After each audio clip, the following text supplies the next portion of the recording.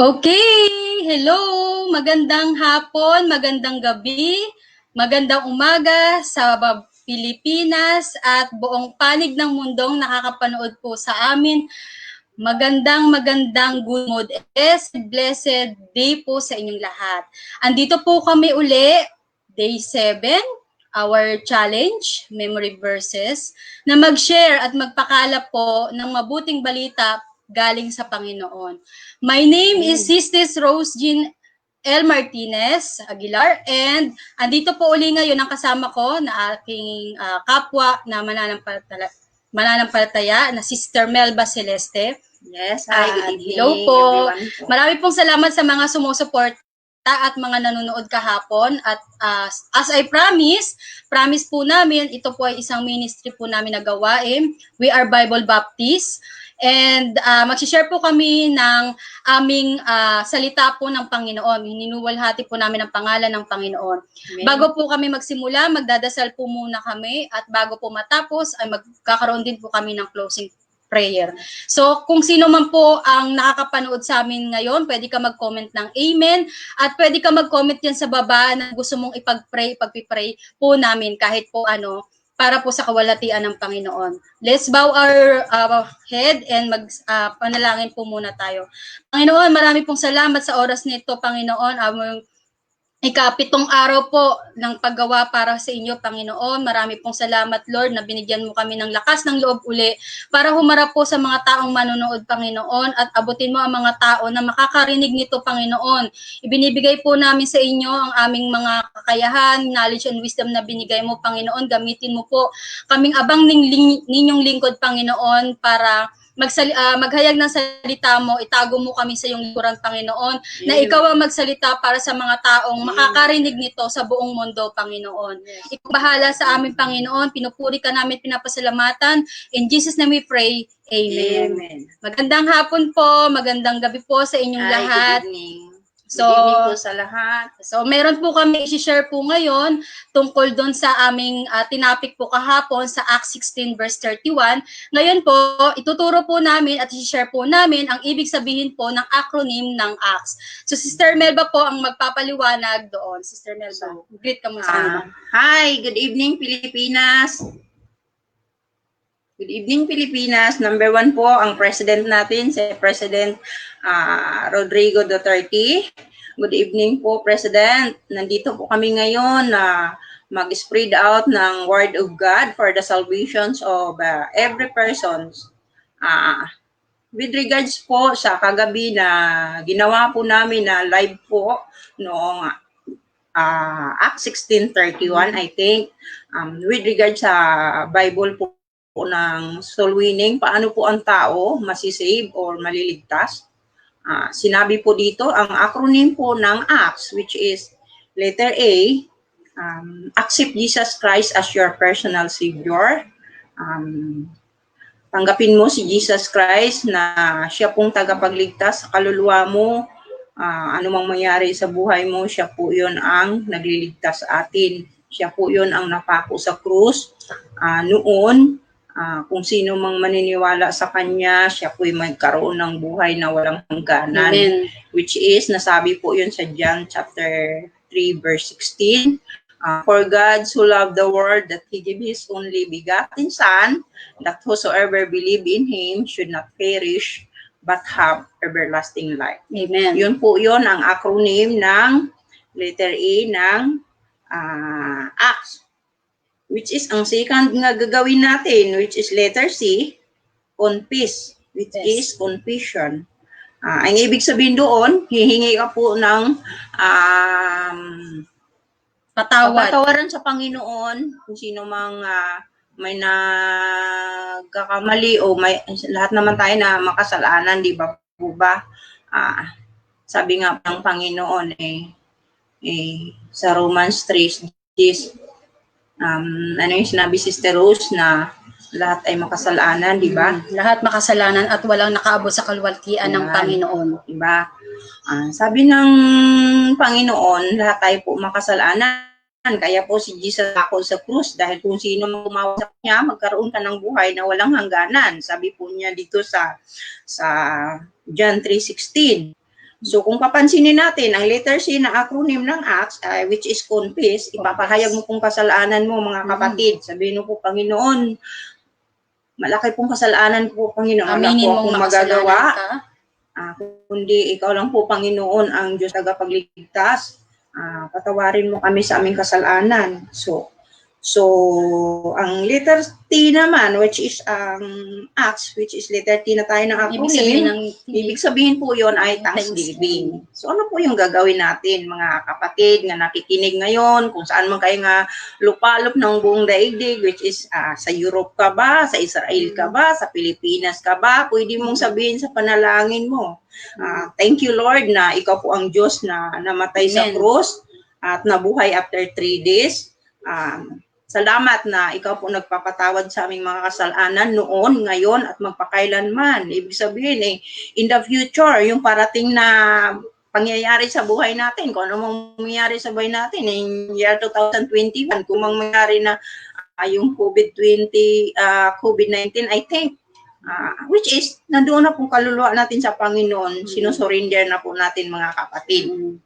Ayun po yung gagawin natin, kung paano tayo hingi ng gabay sa Panginoon. Ang letter S, which is ang ACTS, letter S na tayo, acronym ng letter S, which is supplication. Ano po yung ibig sabihin ng supplication sa Tagalog? Ay hihingi ka po ng gabay sa Panginoon. Kung ano mga problema mo ngayon, kung ano mga warden na pinapasan mo, hindi po namin alam. Ang Diyos po ang nakakaalam, mga kapatid. Pwede mong sabihin sa Panginoon, Panginoon, gusto kong ganito mangyayari sa buhay ko. Bagong man sabihin yan, alam na ng Panginoon yon. Pero yung tamang paghingi natin sa Panginoon, kailangan po yon ay orderly, which is accept Jesus Christ as your personal Savior first. And second is confess your sin. And the third is hingi ka ng thank you sa Panginoon nga napako siya sa krus noon. At kung maghingi ka man ng suri sa Kanya at tanggapin mo siya heartily, magkaroon ka po ng salvation. Di ba po, ang Diyos po yung nagsasabi na hindi po siya marunong magsisinungaling. And then, sabi niya nga doon, maghingi ka po ng gabay sa Kanya. Sabi niya sa Jeremiah chapter 33 verse 3, sabi niya doon, call unto me and I will answer thee and I will show thee the great and mighty things which thou knowest not. Amen. Ibig sabihin sa Tagalog po yun, mga kapatid. Tumawag ka sa Panginoon at siya ang gumawa ng paraan, kamanghang bagay na hindi mo po alam, na which is magulat ka lang sa panalangin mo, biglang dumating ang kasagutan, which is ginamit din po ang ibang mga tao para sa problema mo, para masolve. Hindi po yun actually si Jesus Christ sa harapan mo at magsabi, ay Sister Rose Jane, nandito na po hinihingi mo, di ba? Hindi po yun, mga kapatid. Sabi nga, ang Diyos ay Spirit, we must worship Him the Spirit and in the truth. Yes. Ayan. Amen. So, ang truth na po yun, paniwalaan mo po yung salita niya, which is ang Bible na po yung paniwalaan mo. Dahil buhay po yun ang salita niya. Yan. At sabi nga po dito sa Jeremiah uli, sabi niya dito, 33 verse 3, ito po ay gamit namin ay King James Version. Ulitin po namin, King James Version lang po ang aming binabasa. Dahil ito po ay mas malapit po sa pinagsulatan ng Bible na ito. So sabi dito, ulitin natin, sabi niya, kung tatawag ka sa akin, sabi ng Panginoon, tutuginin kita. At ipapahayag ko sa iyo ang mga bagay na mahiwaga na hindi mo nauunawaan. Ibig sabihin po doon, lahat ng hindi natin naiintindihan, ang Panginoon ang magre-reveal sa iyo. Magre-reveal sa iyo kung ano yung dapat mong maintindihan. Kasi ang knowledge po ng taong katulad natin, is limitado po tayo. Amen. Hindi po natin lahat yan maiintindihan. Yes, pero sa pamamagitan, kasi dalawa po ang ibig sabihin, magkaiba po ang knowledge at wisdom. Ang knowledge po, ito po yung karunungan mula dito sa lupa na alam natin na nag-e-exist ang mundo, may planeta, ginawa ng Diyos ang langit at lupa. Pero po, ang wisdom na tinatawag, yun pong karunungan na hindi maaarok ng sino man. Ang wisdom na tinatawag, yun ang ina-apply natin. Yes. At kung tatawag ka sa akin, sabi ng Panginoon, paano tayo tatawag? Sa pamamagitan po ng pagdarasal. Yun po ang paraan natin para tumawag tayo. Lahat po ng uumpisahan natin, lalo pag magkukomunicate po tayo sa Panginoon, lagi po tayong mag-i-start sa panalangin. Kaya po namin sinabi sa inyo kung anong ibig sabihin po ng para po alam nyo kung paano po kayo mananalangin.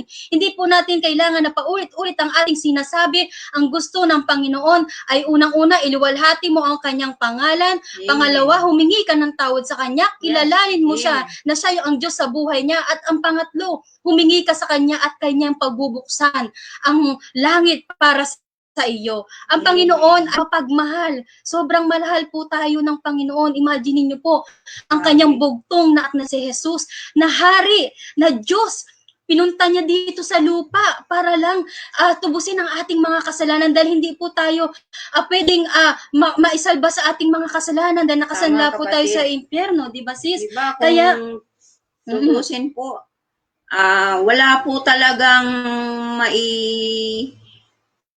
bigay po tayo sa Panginoon Wala tayo. dahil nga po tayo po talaga ay makasalanan eh. Imagine ha, kung tayo kaya ang tayo kaya walang kasalanan, example, and then tutubusin mo sa kaibigan mo, ikaw ipako ka sa cross dahil tubusin mo siya, kaya mo bang gawin yan? Ipapako sa cross ang Para sa- sarili mo, and then para sa kapwa lagyan ka mo. pa ng crown na may tinik, duguan ka, Wala, di ba? walang Ang sakit ng naramdaman kung magsasakripisyo. imagine nga, one time nga, nasugat ako sa paa ko sa paa ko nasusugatan ako. Ang sakit ng naramdaman ko, kukulang yan na ingro na. Paano pa kaya yung ginawa Imagine sa kaya. Panginoon? Di ba?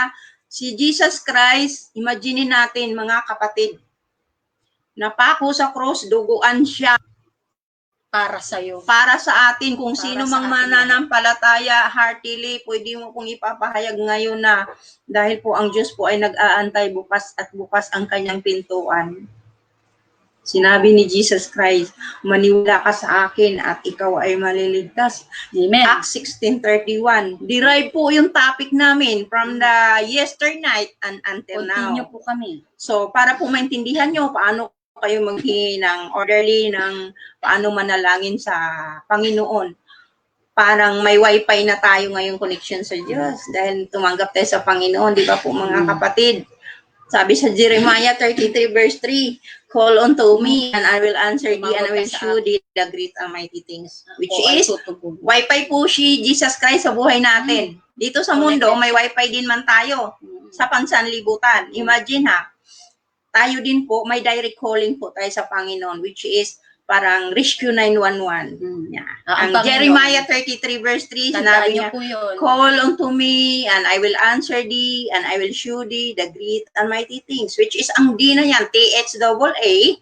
Ibig sabihin po doon ay Greek words po yon, ay ang meaning po doon ay you, ikaw, ako. Tayo po Amen. yon ang you. Ayan. So ngayon, kung sino mang mga kapatid natin sa Pilipinas na nanonood at naniniwala, pwede po kayong susunod sa mga panalangin namin. And then, heartily nyo pong tanggapin si Jesus Christ. Pwede nyo sabihin na, Panginoong Hesus, ikaw po Diyos ang buhay, may-ari ng langit at lupa. Nandito kami, Panginoon. Amen. Makasalanan kami. Tanggapin mo po kami na magiging anak mo, Panginoon. At salamat na ikaw po ay napako sa cross at nabuhay kang muli. Kaya kung wala ang Panginoon, we are nothing. Lahat tayo. Without God, we are nothing. We are nothing. Ang Christ, ng words ng Christ, kung tanggalin po natin ang ay yung word na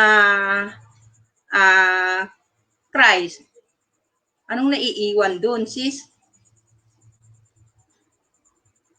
Anong naiiwan doon? Kung tanggalin natin ang Panginoon, di ba, we are nothing? Yes. Yan.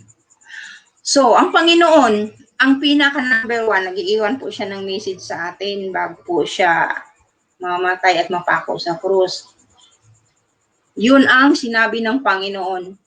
Hingi ka ng pasalamat nga napako siya sa krus dahil siya po yun ang Diyos na namatay noon, and until now, buhay siya, ang salita niya, at buhay niya si Jesus Christ. Nasa heaven, sa right hand of Diyos na Ama ngayon. At So, alam po nating lahat na nananampalataya sa Panginoon, sis, na alam natin na darating na ang Panginoon. Darating ang mga Panginoong Jesus sa mga Yes. taong nananampalataya at nananatiling tapat Yes, sa Kanya. amen. Yung mga taong naghahayag ng salita ng Diyos. The more na naghahayag tayo ng salita ng Diyos, the more na ang Panginoon ay parating na. Kaya Amen. ipalaganap natin ang salita ng Diyos. Hindi pa kailangan sa susunod dahil ikaw ay bata pa, dahil ikaw ay malakas pa. Yes. Ngayon ang panahon habang kaya mo pang magsilbi sa Panginoon, Amen. maglingkod sa Panginoon. Huwag mong hayaan na magdapit hapon na sa buhay mo, saka mo lang maiisip na maglingkod sa Panginoon. Amen. Marami po kaming kakilala na talagang may edad na po sila sa church namin na sabi nila kung nalaman lang nila at naunawaan nilang salita ng Panginoon at ng mission at gawain ng Panginoon, yung ministry ng Panginoon, sana nung bata pa sila ginawa na nila. Dahil ngayong matanda na sila, hindi na sila makabasa. Dahil malabo na po ang kanilang mga mata. Hindi ka na makapag-soul win, makalabas sa labas at mag-share ng salita ng Diyos dahil ikaw ay may mga rayuman na, may mga sakit ka na. Wag na po nating antayin na tayo ay tumanda bago tayo nating gawin dahil hindi natin alam ang ating buhay. Diba sis nga po, tama. Praise God. Amen. Ang buhay nga po ay para ka lang pong usok dito sa mundo eh. Tama. President man ka, kung ano pa mang status ng buhay mo, middle stages of living ka man, o rich ka man sa buong daigdig, isipin mo mga kapatid, ang may-ari niyan, ang Panginoong Hesus, hindi po ikaw. You are the instrument of Jesus Christ. Pinakatiwalaan ka lang niya. Tandaan mo niyan mga kapatid, kung ano ka man kayaman ngayon sa mundo, yun po ay hindi mo madadala pag ikay mamamatay na po kapatid. Praise God sa lahat ng mga salita niya na tayo po ay iniwan niya ng buhay na salita. At kung sino mang maniniwala, huwag ka na pong magdadalawang isip. Tanggapin mo si Jesus sa buhay. Maniwala ka, si Jesus Christ is my personal Savior. And Redeemer. Yan, Redeemer siya. Repentance. Kailangan So, na po natin magbalik sa Panginoon. Sabi nga, kung hahabain natin kwento, sabi nga sa Revelation chapter 21 verse 8, lahat po tayo ay makasalanan. Tama po yun. Yun po ang bad news doon. Ang good news naman, sinabi ng Diyos sa John 3:16, For God so loved the world that He gave His only begotten Son, that whosoever believe in Him should not perish but have everlasting life. Amen. Buhay na buhay ang salita ng Diyos. Imagine natin may hangin. Hindi po yan hangin nga galing sa president natin, which is natural, of course po yan sa sanlibutan kung sabihin mo walang Diyos. Hindi kayang likhain ng tao. Hindi kayang likhain po yan ng tao, mga kapatid. Doon po tayo maniniwala na ang Diyos ay buhay, nag-i-exist siya until now, until forever. Amen. Imagine, pangalawang example niya, yung dagat. Kaya mo pang gagawin ni President Duterte natin na magkaroon ng dagat. dadami ang tubig sa dagat, kung minsan unti, kakaon siya, ano ba yung tawag sa Low tide and high tide. tide and high tide sa English yan. Pero sa Tagalog ay, mutaog yan sa Visayas. Oo, di ba? Yan. So, imagine na lang na- natin mga kapatid. Isipin mo na lang yung mga simpleng sinasabi namin. Simple lang po Na yan, may pero Diyos nasa talaga Bible po na yan. nag-e-exist sa mundong ito. Nag-i-exist ang buhay nga Panginoong Hesus. Pangatlo, ano po yung example niya? Ay, yung dugo mong dumadaloy. Ano pa po yung padalaw yun yung dugo mo? Hindi mo po yan kaya, mga kapatid. Panginoon. Yung DNA lang natin na paano natin microscope yun nung DNA paano nabuo ang lahat ng parte ng katawan Tama. natin. 'Di ba? Talagang hindi mo marurulok kung paano, maraming mga scientists na inaalam niya Amen. kung paano, pero ang Panginoon hindi mo alam kung paano niya binuo 'yon. 'Di ba? Imagine, Marami kayong sobra. maiisip na talagang Diyos ko na Yan, makapangyarihan amen. ng Panginoon. Buhay si Jesus Christ. Yes, amen. Praise God. Buhay si Jesus Christ. Naniniwala mga po kapatid. kami, sabi nga niya sa kanyang salita, isa, dalawa nagtitipon at tinataas ang aking pangalan, naririto ako at kasama ninyo. Amen. Naririto siya sa amin, Yeah. naririto sila ang Panginoon na kasama natin, na nanonood sa amin ngayon, na alam namin ang Panginoon, siya ang itinataas namin. Yes. Amen. Okay, at idugtong ko lang po dito sa Pilipos 4:19, sabi niya, at buhat sa kayamanan niyang hindi mauubos, ibibigay niya ang lahat ng ila sa pamamagitan ni Kristo Jesus. Amen. Purihin ang ating Diyos Ama at magpakailanman. Amen. Marami pong salamat sa mga nakinig po sa amin at babatiin po namin kayo, i-comment po namin dyan. Gusto po namin na ihayag ang salita ng Panginoon. Kung sino man po ang nakakapanood ngayon, i-share nyo po ito. I-share nyo po ito. Nakatulong na po kayo sa glorify ng Panginoon. I-share nyo po itong video na to na marami po tayong maabot sa timeline ninyo, sa mga kaibigan ninyo na kung nakita ninyo na talagang powerful at alam ninyo na kailangan nila ng salvation, kailangan nila ng Panginoon sa buhay nila. I-share nyo po yung video na to at alam ko po na i-bless kayo ng Panginoon dahil Amen. alam Praise ng Panginoon God. kung Praise God. sino kayong nakinig at sino pa ang dapat maparating ng video na to. Marami pong salamat sa inyong lahat. Kami po ay galing sa Bible Baptist at kami po ay ako po si Sister Rose Jean at siya Sister po, Melba Celeste. at bukas po sama-sama ulit sa day 8 natin bukas. At kami pong dalawa ay maghahayag ng salita ng Panginoon. Marami pong salamat and God bless po sa lahat. By the way po, ginigreet ko po yung pastor namin, Pastor Hello po, Alejandrina Pastor. Mosquera. Yes. Queens Good Row evening, Bible Pastor. Baptist. Queens Row Bible Baptist Church po yan. Yun, ang pastor Pastor din po Dion. namin dito sa Osorio. sa Cavite, which is Pastor Dion Iverson. Yan. Pastor Dion, hello Pastor po. Dion, good evening. Yan. And then especially din po sa pastor din po namin nanonood ngayon sa sa Pastor Bacolod. Alejado, Pastor Pastor, Sulapas, Pastor Maramara, Sulapas. lahat po kayo ng mga Yan. pastor Pastor namin. Rodrigo Sharotay, good evening po, Pastor. At mga kasama po Ah. namin sa church namin. Yan, mga Yan. kasama sa church, Yan. thank you po. God Marami bless po sa salamat lahat. sa mga supporters. Yan, sa mga senador natin, God bless po. At sa President Yan. Duterte. Si- Yan. God bless po. Si Governor John Vic Rimulya. Harry good Mulya, evening. yan. Ang aming mayor, si Lubigan. We're always praying for us na we hope na where everybody goes right, always pray and pray sa Panginoon. Glory to God. Amen. Sa kalwalatian ng kanyang pangalan. Ngayon po mag-closing prayer po kami. Sister Melba, pangunahan mo yung closing prayer natin. Yung mga nakikinig at nanonood, pwede po kayong sumunod sa panalangin po namin. Let us pray. Pikit po natin mga mata natin ang mahingi tayo ng thank you sa Panginoon kasi holy po siya. Amang banal na makapangyarihan sa lahat. Salamat po noon sa inyong salita. Sa Acts 16:31, the acronym of Acts, accept Jesus Christ as your personal Savior, and then confess your sin, and then thanksgiving, and then supplication. Thank you so much, Panginoon, sa lahat ng mga ginagawa mo sa buhay ng bawat isa sa amin sa buong daigdig. Without you, Panginoon, we are Amen. nothing.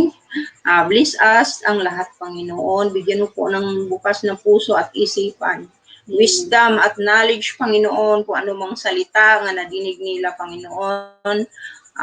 Bigyan po sila ng tamang application, Panginoon, na which is ikaw, Panginoon, ang may-ari ng buong daigdig.